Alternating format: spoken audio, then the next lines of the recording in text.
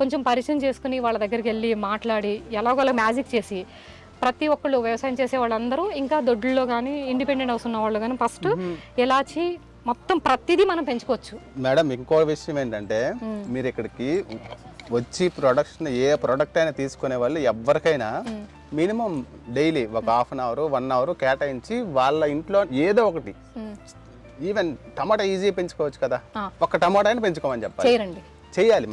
చేయరు. నేను కొరడా పట్టుకుని గన్న పట్టుకుని అసలు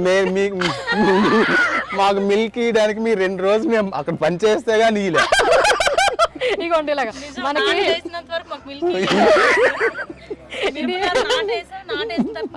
ఎండలో పడి వేసిన తర్వాత మిల్క్ ఇచ్చారు. అంతవరకు ఇలే మాకు మిల్క్ 2 days వచ్చి పని చేసాక ఇలా 2 days వచ్చి